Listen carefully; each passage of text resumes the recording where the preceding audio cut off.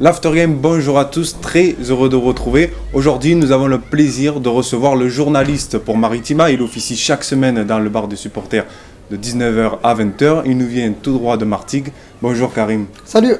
Est-ce que tu es prêt à affronter Enzo et Isaac sur le plateau? Oui, ça va pas être facile, mais bon, on va essayer de faire du mieux possible. Je sais qu'ils vont essayer de me titiller, de m'envoyer un petit peu dans les cordes, mais j'ai révisé, donc tout va bien. Ça va, on les retrouve de suite en plateau.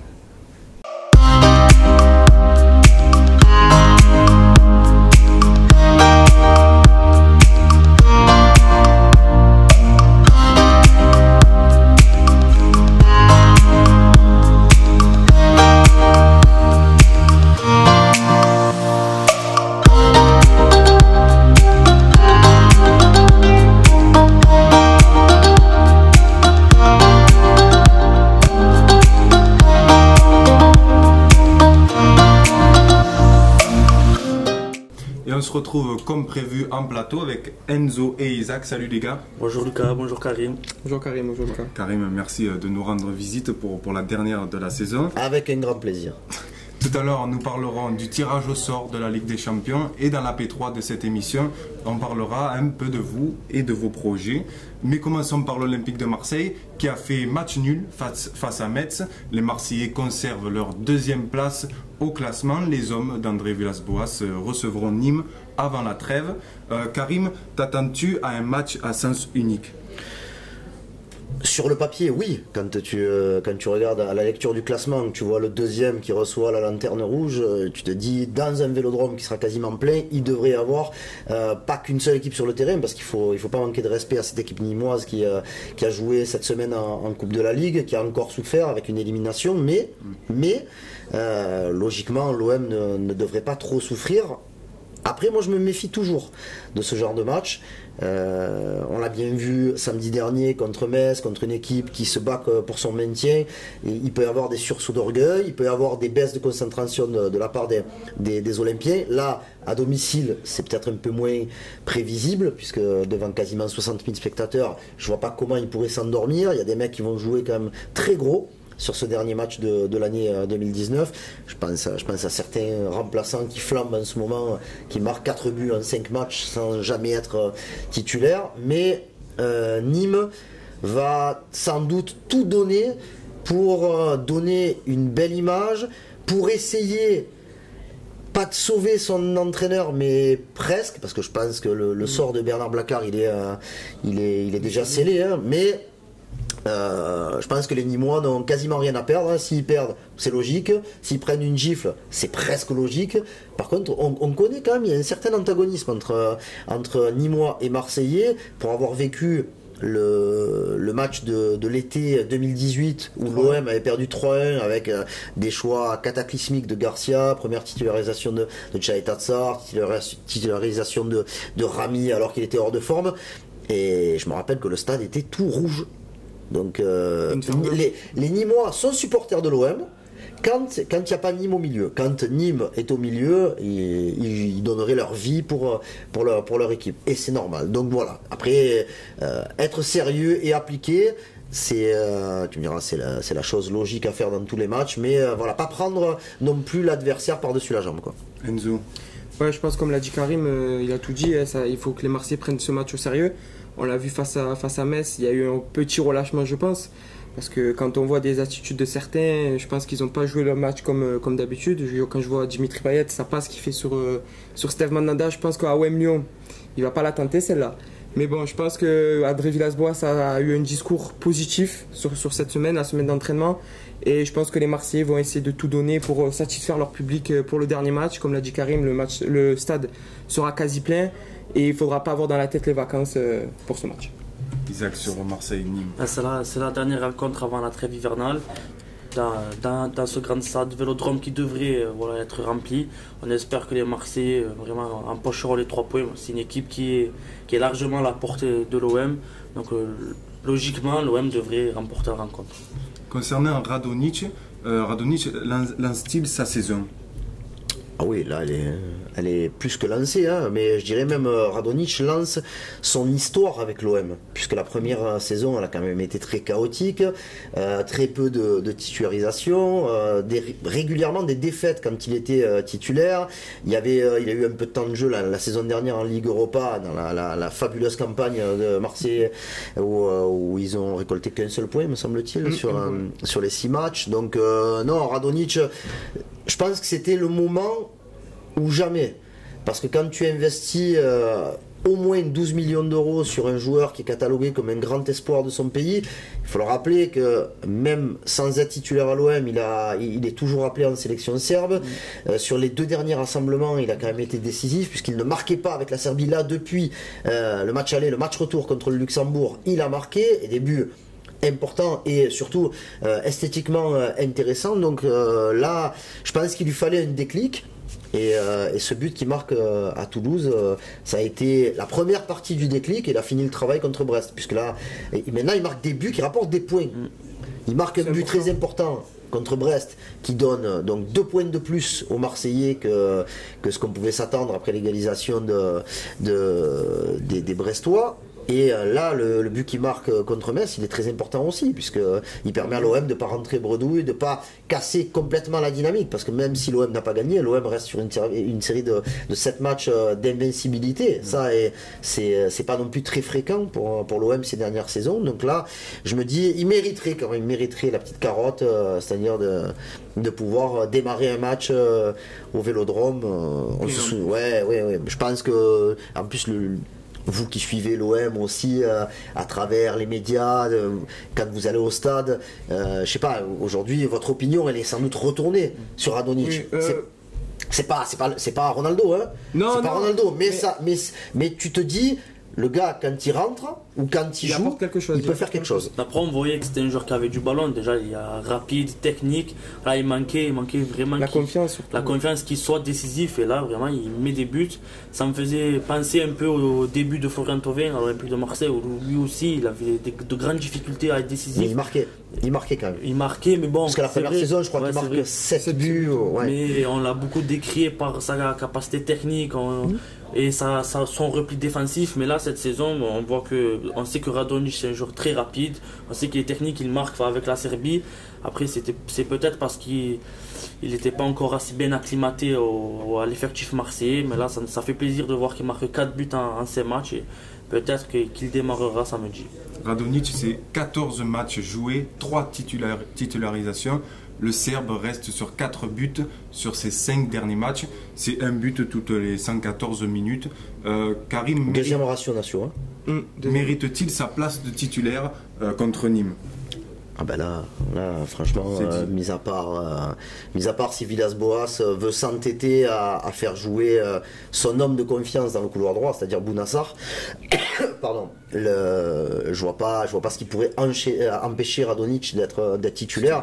Je vois même moi une concurrence plus sur le poste de latéral droit entre Sakai et Sarr, puisque le japonais marque un peu le pas depuis plusieurs semaines, mais même si c'est pas son poste de prédilection, parce qu'on rappelle que son poste préférentiel c'est le couloir gauche, pour pouvoir repiquer pied droit, frapper, voilà, c'est un peu les faux pieds, comme Thauvin joue à droite, donc, mais là je pense que à moins d'un cataclysme, je pense que personne ne comprendrait, et surtout pas Radonjic, parce que je pense qu'il a mis beaucoup d'eau dans son vin, qu'il est, même s'il reste un peu foufou quand même. Mais il essaye quand même, on voit qu'il essaye quand même. Mais le témoignage de la joie, l'accolade avec Villas-Boas après le but marqué à Metz en dit beaucoup quand même sur la relation qui peut exister entre un coach et un de ses meilleurs joueurs du moment, mais qui n'est pas titulaire. Donc je pense que Villas-Boas, comme il a pu titulariser Strootman à Metz pour lui garder un peu de confiance,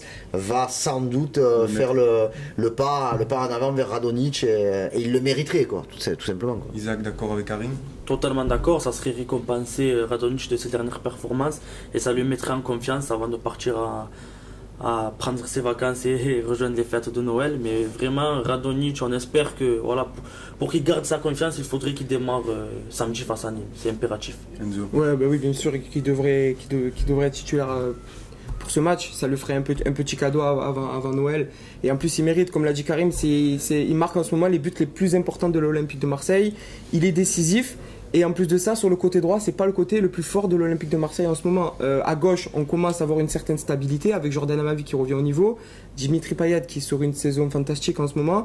Mais par contre, sur le couloir droit, Hiroki Sakai, c'est compliqué. On l'a encore vu Ahmed qui concède un penalty. Même défensivement, c'est très compliqué. Et Bounassar, en ce moment aussi, il y a une certaine difficulté. Donc pour moi, Radonjic devrait être titulaire contre Nîmes. Mais quand tu regardes rapidement, quand tu regardes les joueurs qui ont occupé le poste de faux ailier droit depuis le début de la saison, il y a eu Sarr, il y a eu Germain, il y a eu Lopez, il y a eu 2 entrées en jeu de la part de Liadji. Et Radonjic a joué 1 ou 2 fois comme ça, c'est-à-dire titulaire contre Reims. Il est rentré en cours de jeu à Toulouse à ce poste-là. Il n'y a personne qui s'est imposé. Personne. Lopez a fait un très bon match contre Lyon. Mais on n'a pas dit c'est ce joueur qu'il faut pour non, parce que c'était dans un contexte particulier, c'était pas vraiment le joueur de couloir, puisqu'il repiquait beaucoup dans l'axe, donc il court beaucoup, il travaille beaucoup, mais c'était pas exactement ce qu'on recherche. Tu recherches d'un faux ailier le fait qu'il puisse provoquer et qu'il puisse marquer ou frapper, ce qui n'est pas le cas des autres. Karim, tu parlais du cas Liadji, qu'en penses-tu? Ben moi ça commence à, je trouve que le temps ne joue pas en sa faveur à lui. Alors je dis lui puisque c'est le joueur, mais je pense que le joueur il n'a pas grand chose à dire et à faire dans ces négociations. Il a des gens qui le représentent.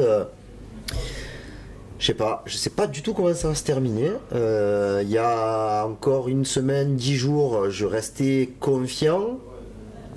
Après, il faut pas croire tout ce qui se lit dans la presse, toutes les rumeurs. On l'envoie à Lille. Non, mais ce qui est sûr, c'est qu'il y a des contacts avec. Il y a beaucoup de clubs qui se sont renseignés. Mais il y a beaucoup de clubs qui s'étaient renseignés il y a 2-3 ans aussi. Donc, je rappelle quand même que Liadji, il a été à 2 doigts de rejoindre le Barça il y a quelques années, quoi. Donc là, il est dans un truc où je pense que pour son équilibre personnel, familial, et même d'évolution dans le football, je pense que la meilleure solution pour lui, ça reste d'être un joueur de l'Olympique de Marseille. Il a un coach aujourd'hui qui croit en lui, et pour en avoir parlé avec Villas-Boas, si vraiment Liadji est un joueur de l'OM, même avec le retour de Florian Thauvin, qui ne va pas se faire du jour au lendemain non plus, je pense que Liadji aura du temps de jeu. Du temps de jeu. De là, imaginer une titularisation, peut-être pas, mais avoir une demi-heure par-ci, par-là, un quart d'heure par-ci pour un joueur de 17 ans dans un club comme l'OM, qui est aujourd'hui 2e du championnat, c'est pas neutre, quoi.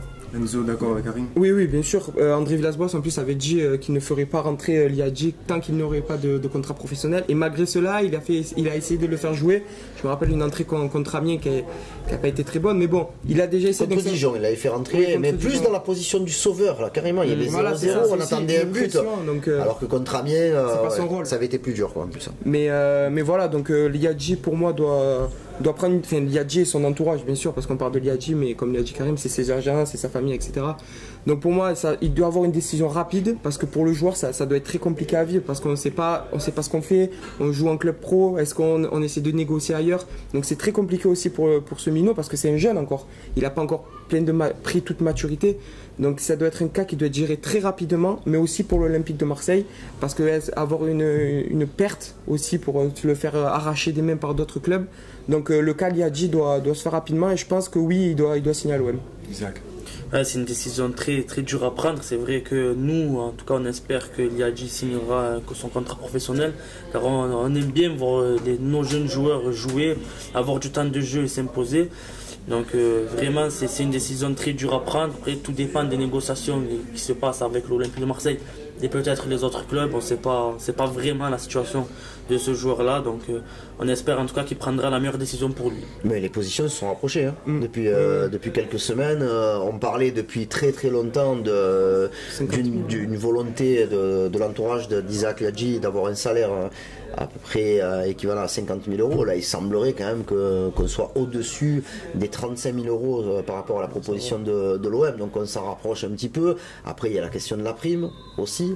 prime à la signature. Je rappelle que Boubacar Kamara avait signé une prime avec une prime à la signature d'1 million d'euros, alors qu'il était, il était capitaine de l'équipe de France, il était de sa catégorie. Ça avait traîné. Après, moi, ça m'interpelle un peu sur le fait que les Marseillais, ceux qui sont attendus comme des pépites, ils traînent la jambe les jeunes avant de signer. Alors, est-ce qu'ils se disent, est-ce qu'on est vraiment dans un marché concurrentiel où il y a beaucoup de clubs français et étrangers, parce que je pense que les étrangers sont capables de mettre plus d'argent que... Mais bon, pour jouer où et quand? C'est ça le problème, parce qu'il y a aussi de la concurrence ailleurs, il n'y en a pas qu'à l'OM.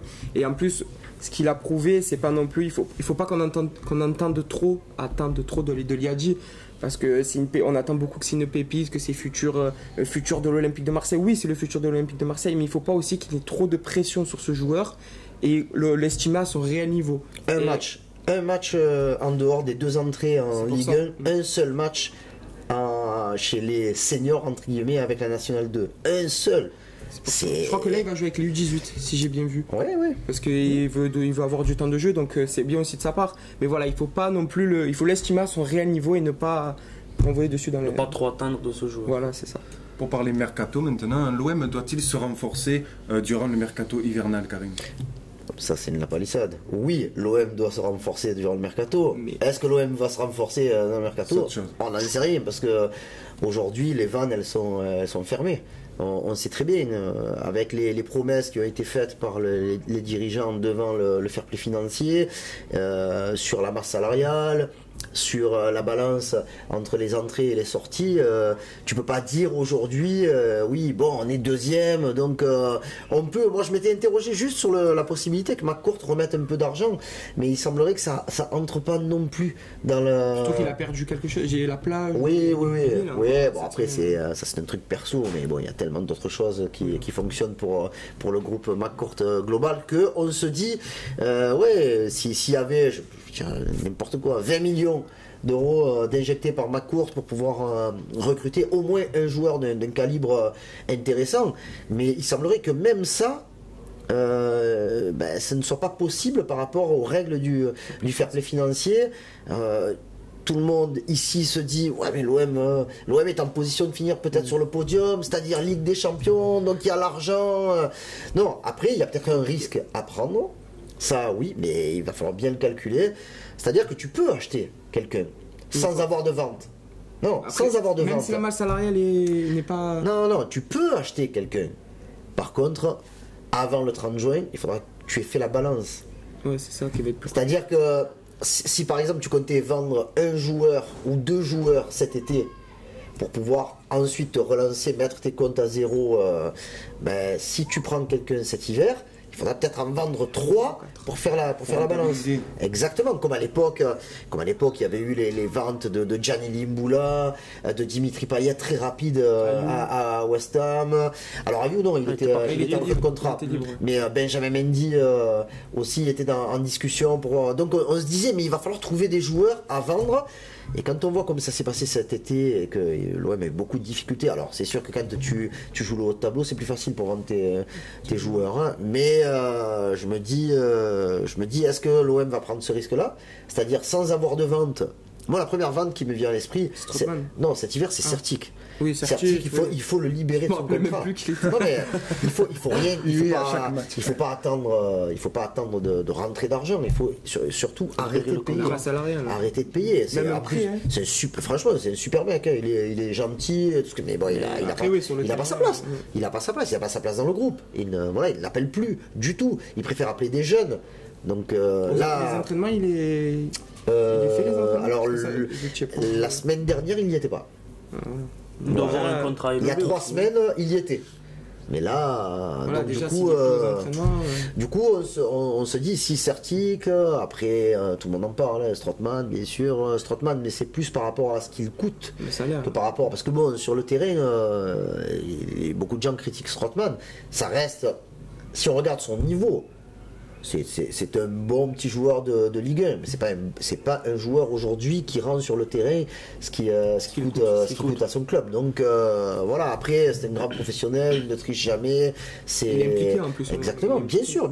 Mais bon, là pour le coup, sans vendre, ça va être compliqué, à moins que l'OM prenne un risque, mais je pense qu'ils sont pas trop dans une période de prise de risque à ce niveau-là, quoi. Et si cet été arrive une grande offre pour Florian Thauvin, est-ce que l'OM doit le vendre? Ah ben un an de la fin de son contrat, oui. Oui, là, en plus là, on parle d'un mec que moi j'aime beaucoup, c'est un pote, il y a pas... Vous avez reçu un Maritima. Bien sûr, mais bon, à un moment donné, il y a la réalité économique pour le joueur, mais pour le club aussi. Donc la meilleure solution dans l'histoire de Florian Thauvin, ce serait une prolongation. Mais une prolongation, c'est pas à n'importe quel prix. Donc si tu prolonges un joueur, ça veut dire qu'il y a une revalorisation salariale. Donc je pense que les 3-4 prochains mois seront très très très importants par rapport à l'histoire commune de l'OM et de Flo Thauvin. À voir quand il reviendra de blessure, s'il retrouve son niveau aussi. Parce que si il revient à son niveau, qu'il va à l'Euro, sa valeur va augmenter, donc ça sera aussi compliqué à gérer pour... Après moi je pense c'est surtout un renouveau de l'effectif. Des fois ça fait du bien de changer un peu de joueurs, même si ça reste un cadre, et que Florian Thauvin était le meilleur joueur de l'OM la saison passée. Mais bon, cette année tu as pris un joueur par ligne, si tu regardes. Si l'OM reçoit une grande offre et que vraiment le fair play financier... Ah non, mais c'est sûr, mais de toute façon, l'OM n'aura pas le choix. S'il y a une très belle offre pour Thauvin, de toute façon, c'était le cas l'été dernier. S'il y avait eu une très belle offre, il n'y aurait pas eu de discussion possible. Je pense que si ça avait été un club qui intéresse Florian Thauvin, je pense que le deal il aurait été signé, quoi. Enzo. Ouais, moi, juste pour revenir sur le mercato hivernal, je pense que l'OM doit rien toucher. Parce qu'on a une certaine stabilité depuis le début de la saison. On a trouvé des cadres, à l'instar de Dimitri Payet qui revient au niveau. Les recrues sont très bonnes, même si Benedetto connaît un petit moment de flottement, mais c'est pas grave, il marque, il est décisif, il est présent dans le jeu. Rongier a trouvé sa place, mais de titulaire indiscutable au sein du milieu de terrain, avec Morgan Sanson, sa doublette. Derrière, Alvaro pareil. Strootman qui fait des rotations avec Boubacar Kamara en 6. Donc je pense que l'OM doit rien toucher, et aussi faire confiance aux jeunes comme le fait André Villas-Boas. Donc je pense que le mercato, le plus important, ça sera au mercato estival et non au mercato hivernal. Karim, tu veux réagir à ce que...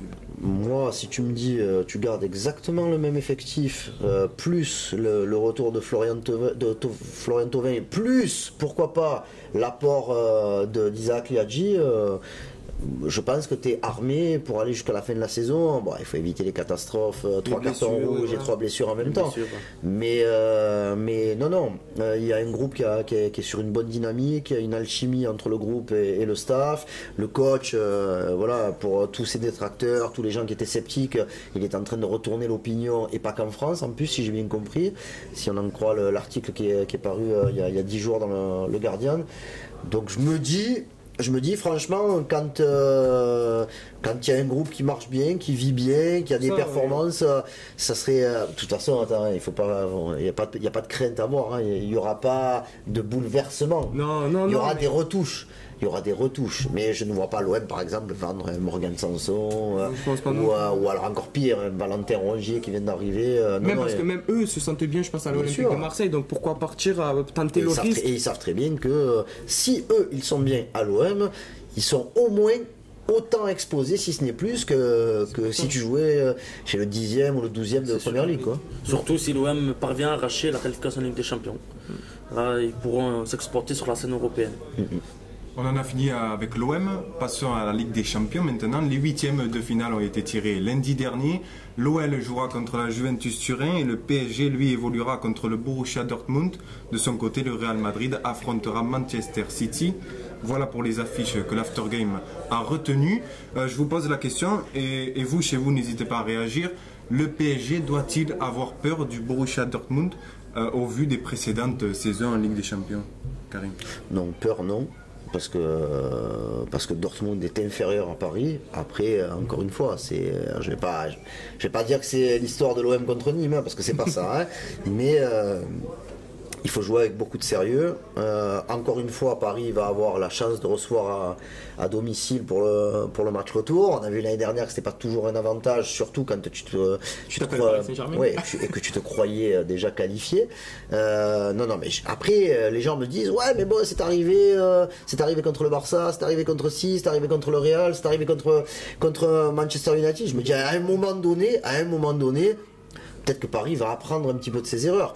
Après, moi qui ne suis pas supporter de Paris, et je suis obligé de reconnaître qu'il y a un potentiel de dingue, quoi. Mais à tous les niveaux. Cette saison, je pense que c'est la meilleure équipe pour moi de Paris qui peuvent gagner la Ligue des Champions. Ben après, ils peuvent, bien sûr qu'ils peuvent. Hein. Et puis après, tout dépendra aussi du tirage. Hein.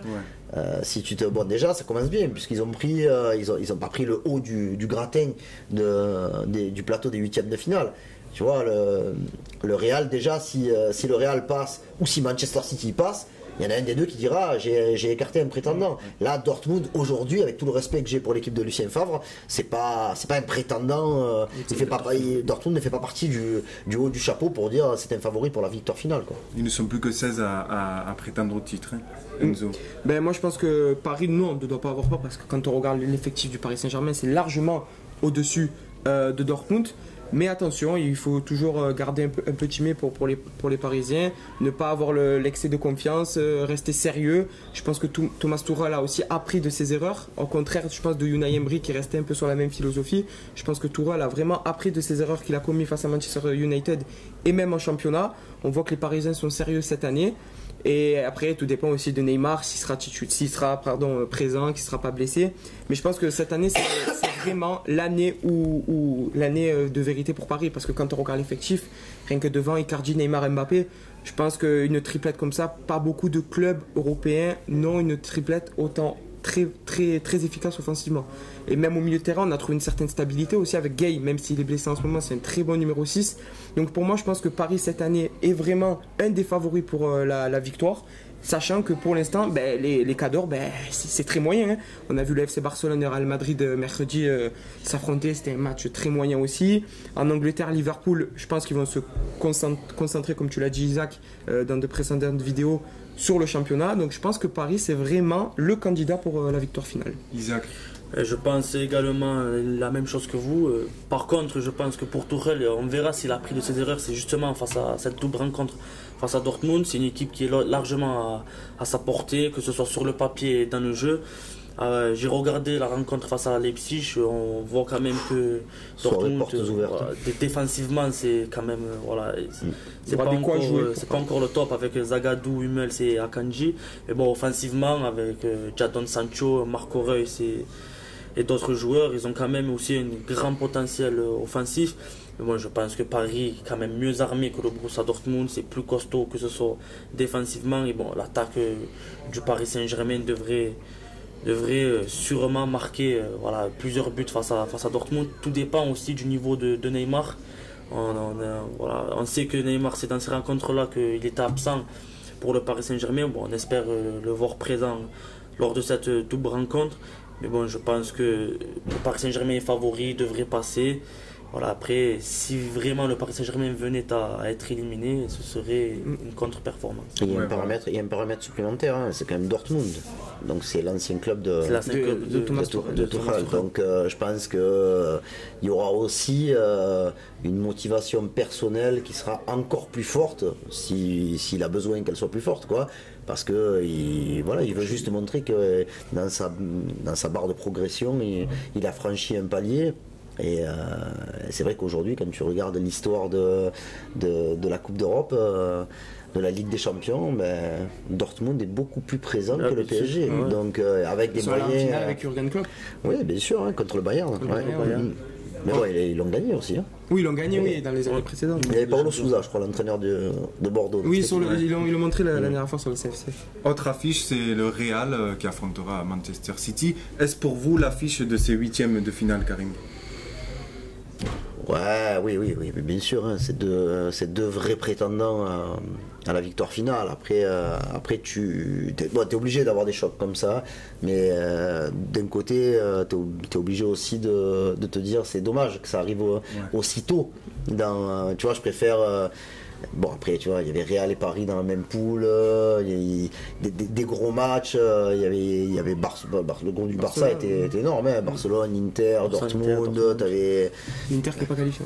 Non, bien sûr, hein, Liverpool, Naples. Bon, bref, on va dire que quand tu arrives au tirage des huitièmes de finale, vu qu'il reste quasiment que des gros, c'est normal que tu aies un ou deux très gros chocs, comme tu peux avoir aussi Atlético Liverpool entre vainqueur et finaliste des 2 dernières éditions, et l'Atlético qui avait fait 2 finales sur les 6 dernières années. Donc, je me dis oui, Real Manchester City, pour moi, c'est la plus grosse affiche de ces huitièmes de finale. Après, moi, le Real, c'est mon club de cœur. Voilà, moi comme disait André-Pierre Gignac, j'ai le sang bleu et blanc qui coule dans les veines, mais en dehors de la France, c'est à la Madrid. Donc, mais ça va être compliqué. Hein. Ça va être compliqué parce que t'as une équipe de City qui a d'ores et déjà dit adieu au titre de Première Ligue, mais par contre, ils ont ce qu'il faut pour faire des misères au Real. Et alors, tu disais, le Barça Real était pas d'un très très haut niveau. Après, il n'y a pas eu de but. Il y a eu mieux du côté du Real. Il n'y a pas eu de but. Voilà. Par contre, dans le jeu, c'était quand même quelque chose. Hein. Moi, j'ai regardé le match en replay plus tard, et j'ai trouvé et j'ai été rassuré par le Real, parce que toujours au mois d'octobre, novembre, on te dit le Real, ils sont pourris, ils sont cagneux. Mais à l'époque, tu revenais au mois de février-mars avec Ronaldo. Donc là, Ronaldo, il est plus au Real. Peut-être Hazard. Ouais, non, ouais, on espère quand même le retour d'Hazard, et un Hazard en grande forme. Mais bon, il y a quand même, quand tu regardes l'équipe qui a joué contre le Barça, bon, Courtois, c'est le gardien à la place de Navas. Oui, Mendy, mais Marcelo est toujours là. Là, il est blessé, donc je pense que Marcelo reprendra sa place de titulaire pour la Ligue des Champions. Mais tu joues quand même encore avec Carvajal et avec Ramos Varane. Les milieux de terrain, t'as Casemiro, Kroos, donc t'as Valverde qui est très fort. Très bon jeune. Mais t'as quand même Modric encore sur le banc. Et t'as Isco, t'as Bale, t'as Benzema. Je crois que c'est quasiment unique en Europe, où tu te retrouves avec, dans ton effectif, les 80% des joueurs qui ont gagné quand même les 3 Ligues des Champions, quoi. Donc c'est quelque chose d'exceptionnel. Hein. Ils ont des jeunes, hein, Rodrigo, Vinicius, mais la base, ça reste la même. Alors il y en a qui vont te dire ouais, mais c'est vieillissant alors, puisqu'ils sont là depuis la nuit des temps. Mais ça permet quand même à Zidane d'avoir un bloc et des certitudes par rapport à son jeu, même si je suis d'accord que le jeu du Real n'est pas toujours flamboyant, mais on leur demande de gagner. Hein. C'est exactement ça. Hein. Donc, mais méfiance, parce que City c'est un monstre. City c'est un monstre. Et entre Zidane et Pep Guardiola, qui joue le plus gros? Ouais, je pense que moi je dirais Guardiola, parce que Zidane, bon, oui, il a envie d'aller le plus loin possible, hein, bien sûr, mais bon, lui il a déjà gagné. Hein. Guardiola avec City, il a gagné Guardiola, mais il n'a pas gagné avec City, et c'est pour ça que Manchester City l'a fait venir. Donc pour l'instant, Manchester City, avec tous les investissements qui ont été faits depuis 12 ans, il n'y a pas une finale de Ligue des Champions, quoi. Isaac. Je pense pareil, le Real Madrid et Manchester City, c'est l'affiche de ces huitièmes de finale, c'est le plus gros match. C'est dommage que ça vienne déjà aussitôt. J'aurais aimé voir cette affiche-là en finale.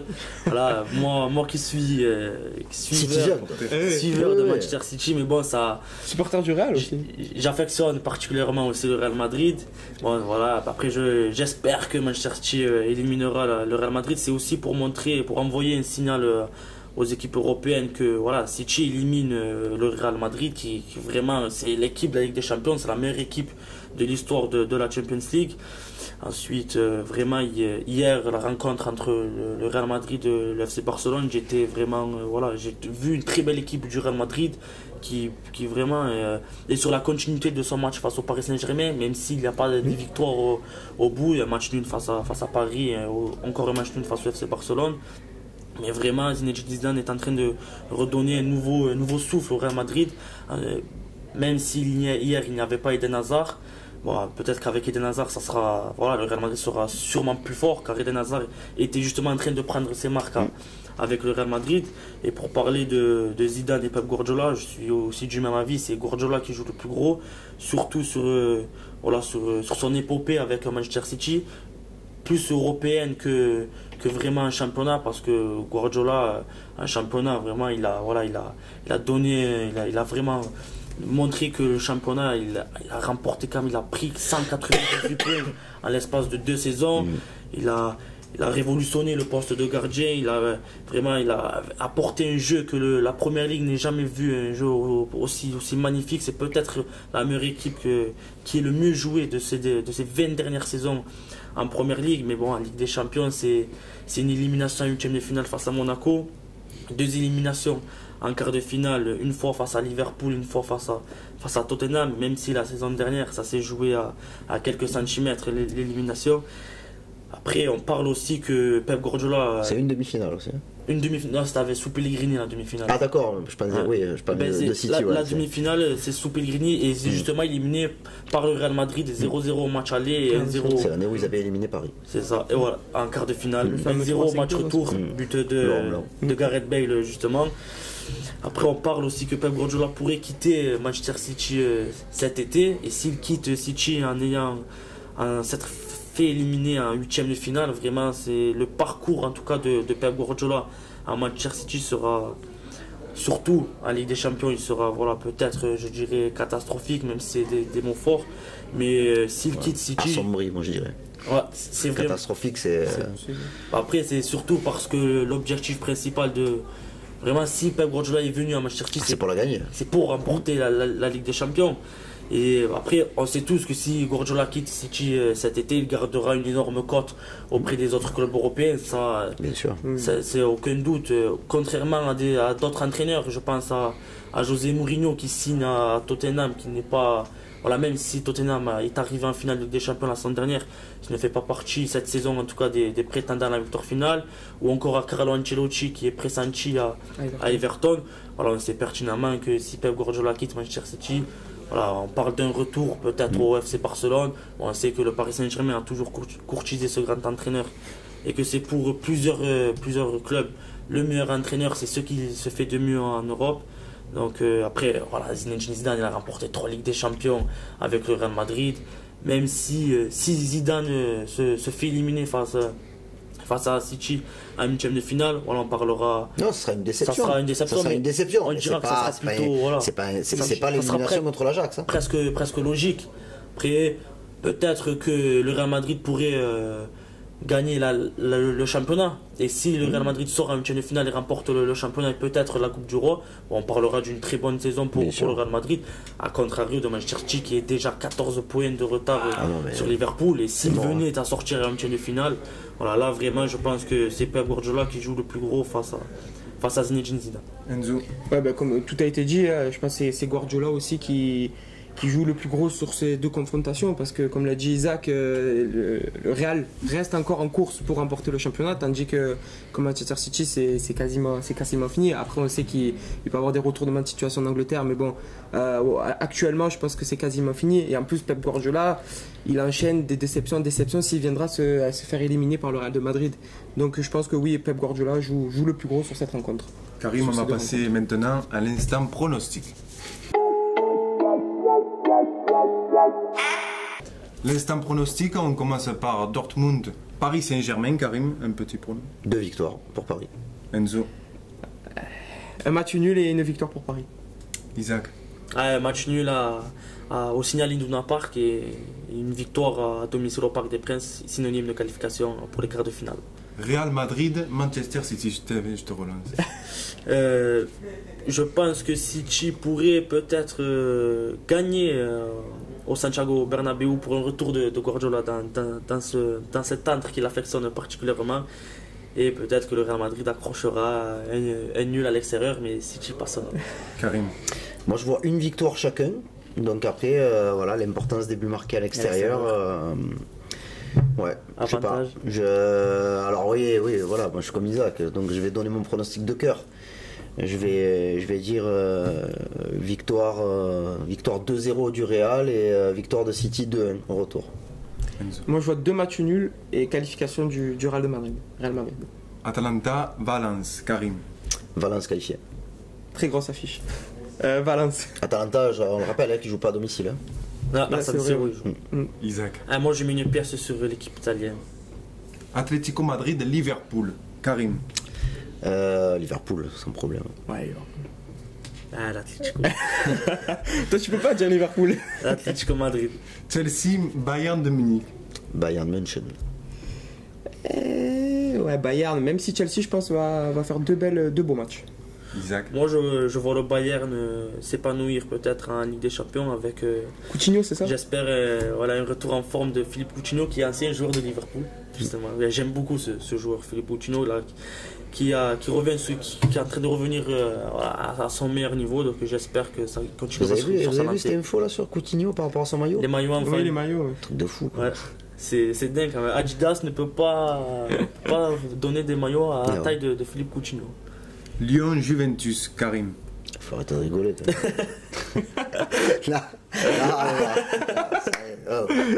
Les gars, que Lyon ils se remettent bien. Mais c'est magnifique pour eux d'être en huitième de finale. Voilà, eux ils y sont. L'OM n'y est plus l'OM n'y est pas. depuis Depuis 43e. Deschamps. 2014. Non, en huitième de finale. Ah, huitième de finale, Voilà, pardon. huitième Ah, de finale. huitième. Depuis Deschamps. Depuis Deschamps. Où ils ont Bayern. fait, Le Bayern. ils ont Le fait Bayern. quart de finale. Quart de finale. Kevin Andrade dans les cages. Oui, oui, 0-2. Brandao qui nous qualifie. Exact, contre l'Inter. Ouais, non, Contre non, l'Inter. je pense que la Juve, va se qualifier. Et je pense qu'il devrait gagner les deux matchs. Je sais pas si vous vous rappelez du match 2016. Ouais, c'était en. Pas phase de poule, ouais. Phase de groupe. Que Quadrado il marque. C'est un faux. Non, c'était pas un truc élimination directe. C'est huitième. Putain, ça me. Je crois que c'est en phase de groupe où ils sont avec Valence. Et Valence termine deuxième et Lyon troisième Et la Juve. et repêché en Europa League. Ouais, bah je sais Et pas. je crois que c'est Bon, la saison où ils vont en demi-finale d'Europa League. Ils se font Contre éliminer l'Ajax. contre l'Ajax. Mais je me souviens ça avait été très accroché, hein. Très très accroché. Et Bon on- là, je pense quand même que la Juve fera la différence aller et retour. D'accord, Enzo. Moi, c'est le cœur qui parle, je vais dire la Juve. Ah, je croyais le cœur lyonnais. Isaac. Il affectionne Lyon. Moi, j'affectionne. Moi, c'est la Juve, moi. Après, même, c'est la Juve, tu le sais.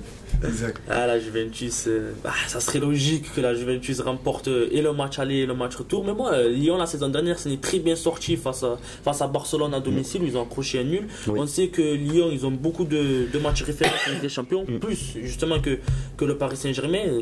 Lorsqu'on regarde les dernières années, c'est Lyon qui vraiment a vraiment réalisé de grands matchs sur la scène européenne. Donc, on sait qu'ils sont capables de réaliser de grands matchs. Bon, je pense à la saison dernière, même si c'est un match de poule face à Manchester City sur le terrain de City, où ils arrivent à prendre les 3 points grâce à notamment un but de Nabil Fekir.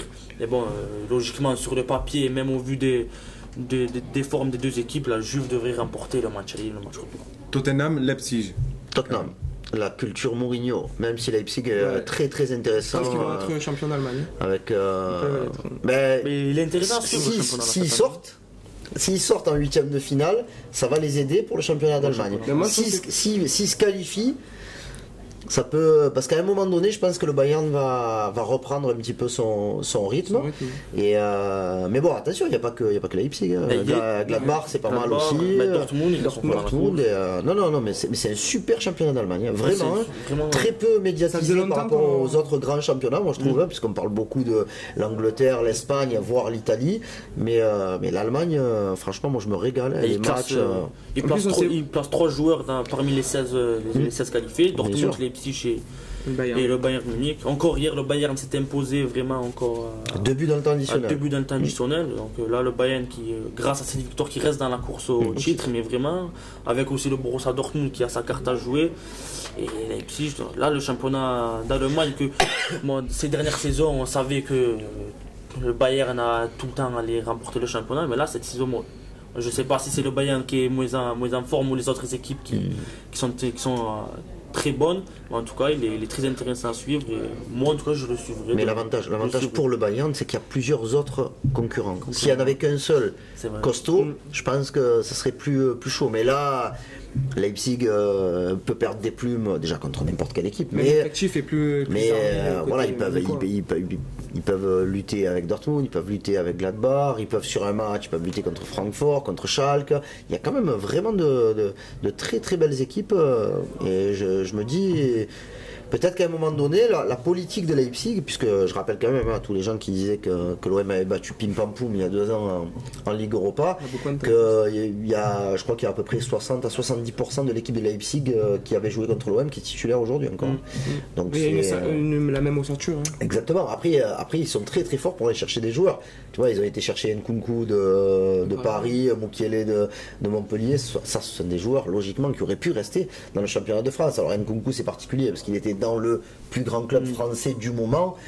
Pour aller jouer ailleurs en France, c'est mais bon, Nordi Mukiele, 16 millions d'euros. Il y a des gens qui ont dit ouais, ils sont fous. Quand tu vois les performances. Werner, hein, il est sur une bonne. Werner, il a rejoint Lewandowski là, je crois. Ouais, 15 buts. Ouais. 15 buts, ouais, je crois. C'est pas mal, hein, franchement. Hein. Le coach aussi fait du très bon travail. Enzo, ton Là, c'est un coach de Hoffenheim. Tottenham. Isaac. Ouais, Tottenham aussi.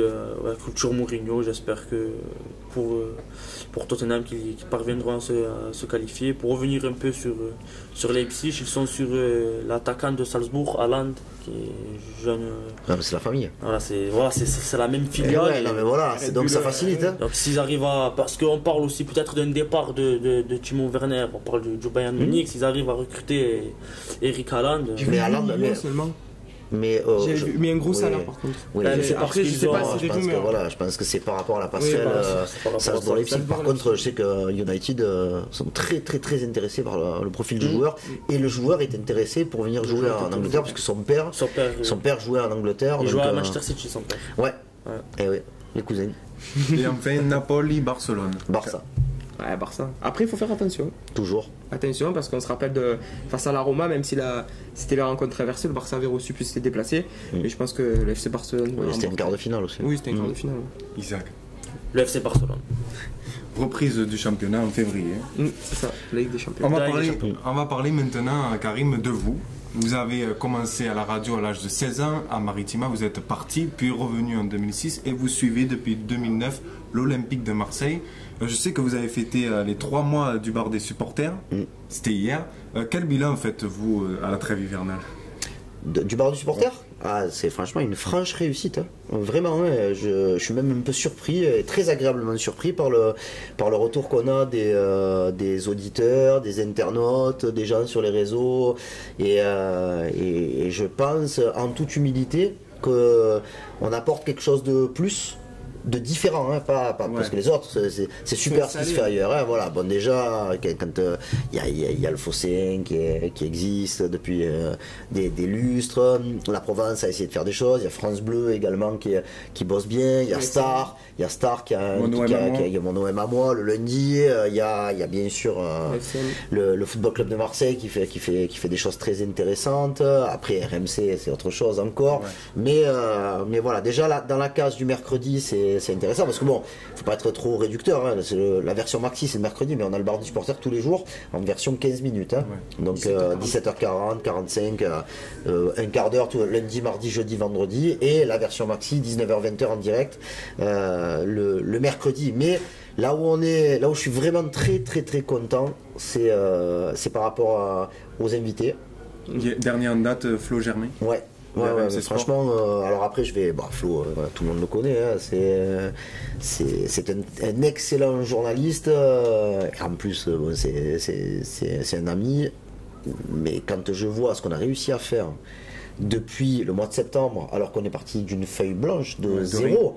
On a quand même eu Morgan Sanson par téléphone, on a eu José Anigo par téléphone, on a eu la semaine de OM Lyon, on a eu Bilal Ghazi, le journaliste de l'équipe, qui nous a fait une présentation très, très complète de Lyon. Après, en plateau, Pardon ? Amoros aussi. Oui, Emmanuel Amoros était là. Il y a pas mal de gens, je vais pas tous les citer parce qu'il y a même des journalistes. Hein. Mathieu Grégoire est venu, Alexandre Jacquin est venu, Nicolas Chebriand, correspondant pour la chaîne L'Équipe, est venu, Emmanuel Baranguet est venu également pour la première. Donc, et il y a plein de gens qui commencent à émerger sur les réseaux.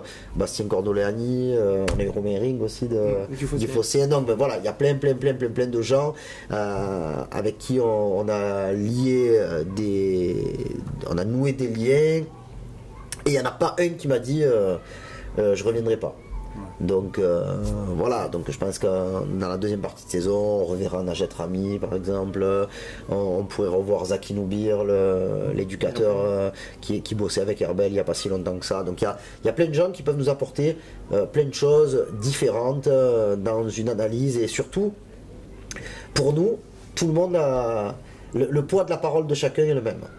30 secondes pour Jacques Bail. Parce que Jacques il a faim de parole, il a faim de mots, mais et ça aussi, voilà.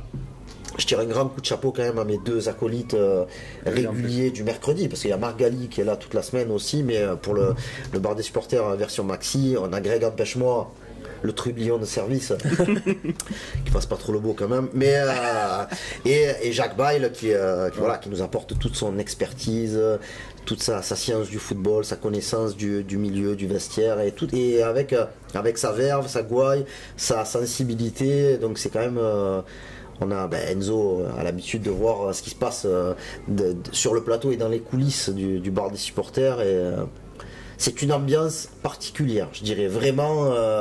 On est comme à la maison. On est comme à la maison, mais en essayant quand même de donner des arguments et de faire d'essayer d'apporter quelque chose aussi à notre public, quoi. Des nouveautés en 2020 à révéler, non? Ouais, moi j'espère après, mais je me pose la question. Là on devrait avoir quelques joueurs. Donc je me pose la question si la place d'un joueur de l'OM c'est dans le bar des supporters ou plutôt dans un face-à-face. Donc voilà, je sais. Je sais qu'il y a des joueurs qui écoutent, quoi, qui regardent. Donc il y a quelques retours, il y a des trucs sympas. Mais bon, après voilà, moi j'aimerais systématiser aussi un invité téléphone, mais qui viendrait d'un club extérieur, ou j'ai pas mal de contacts d'anciens Marseillais ou d'anciens du milieu de Marseille qui sont désormais à Paris, ou je pense à Karim Zeribi, Marc Libra, des gens qui sont pas là la semaine mais qui voudraient venir participer à l'émission, et je leur en remercie, hein.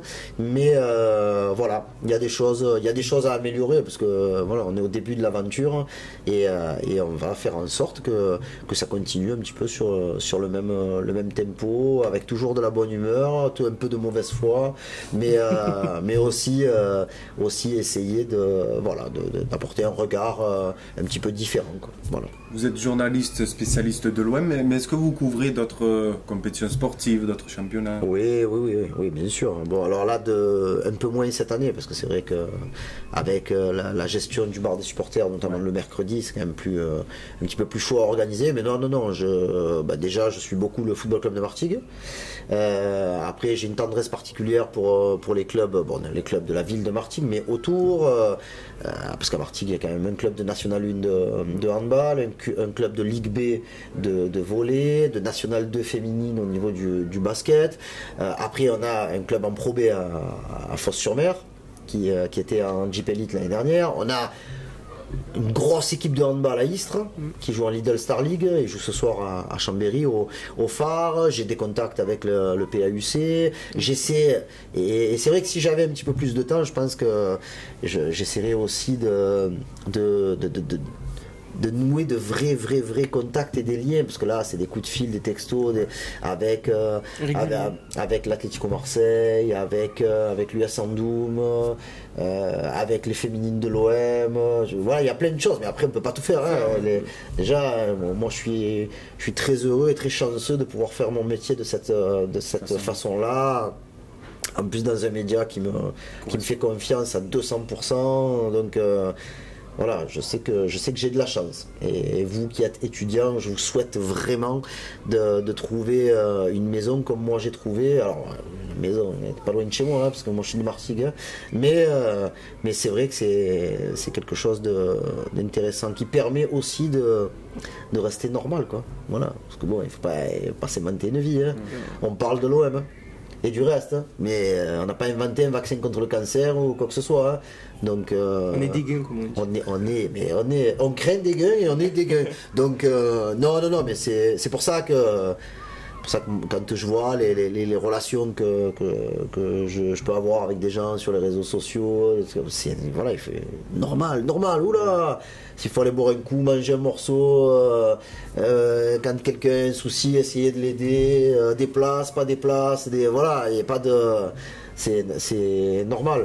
Et voilà, il faut pas oublier d'où on vient, il faut pas oublier qui on est surtout.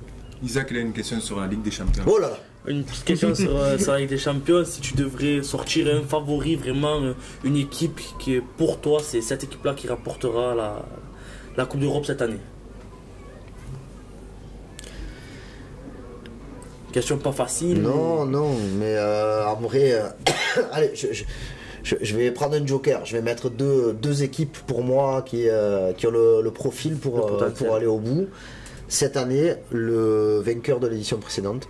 Liverpool. Parce que tout à l'heure, tu disais à juste titre qu'ils vont se concentrer sur le championnat pour essayer d'aller chercher quelque chose qu'ils n'ont pas eu depuis 30 ans. Mais avec la marge de manœuvre qu'ils ont là aujourd'hui, parce que le deuxième, c'est pas Manchester City, Non. c'est Leicester. Très grosse saison quand même. De Brendan Rodgers, ancien coach de Coupe de la Ligue là, hier. bien sûr, à l'arrache, à Everton. Ouais. Mais donc Liverpool, parce que je pense qu'ils ont quand même le groupe le plus complémentaire. Après, voilà, il faut pas qu'ils aient trop de blessures et compagnie, mais bon, tu te rends compte qu'un mec comme Divock Origi aujourd'hui, alors qu'il y a 2 ans, tout le monde se demandait s'il joue encore au foot, ben là, quand il joue, il est décisif et il fait pas tâche. Et aujourd'hui, Origi marque plus que Firmino, par exemple. Hein. Donc voilà. Et après, le deuxième club, et voilà, et les gens vont être surpris. C'est pas le Real. Non. Je me dis, franchement, après, il n'y a pas de démagogie. À Paris, ils ont. Je pense qu'ils passeront un cap. Mais pas la gagner. Je pense qu'il y en a une qui peut la gagner, c'est le Barça. Le Barcelone. Ouais. Ce qui pourrait laisser la porte ouverte au Real pour la Liga. Mais quand tu vois la somme de talent qu'il y a à Barcelone, même si c'est pas toutes les semaines la sécurité sociale, parce qu'à MPG j'ai des joueurs comme Ter Stegen et compagnie, franchement je me dis mais pourquoi j'ai pris des joueurs du Barça en championnat, en Ligue des Champions, je pense qu'ils ont de quoi aller très très loin. Après ça dépendra du tirage, hein, toujours. Du tirage et de Léo Messi aussi. S'il n'est pas blessé, ça peut faire. Mais bon, Messi, Suarez, Griezmann, si Dembélé revient mars-avril, Ansu Fati, il y a du monde là, franchement. Il y a du monde. Voilà quoi. Surtout si ça continue à bien marcher entre les trois devant, Suarez, Griezmann et Messi. Là. Bon, on voit que ça commence un peu à bien marcher. La GSM. Merci Karim d'avoir accepté notre invitation. Merci les gars, c'est vraiment un plaisir à partager. J'étais déjà venu et... J'étais pas là. Non, c'est pour ça. Donc il y a la nouveauté. C'était derrière, dans les coulisses. Là maintenant tu es sur le devant de la scène et bravo pour ta présentation. C'est gentil, en tout cas merci. On vous retrouve donc tous les mercredis en janvier, de 19h à 20h sur Maritima, aux côtés de Greg Empêche-moi et Jacques Bail, qu'on a reçus. Merci les gars. Merci à toi. Toujours merci Lucas, merci Karim. Merci à Karim. Passez de bonnes fêtes et continuez à bien travailler les gars. C'est bien. Ouais. Merci. Petite pensée à Johan Gilles qui a réussi à prendre son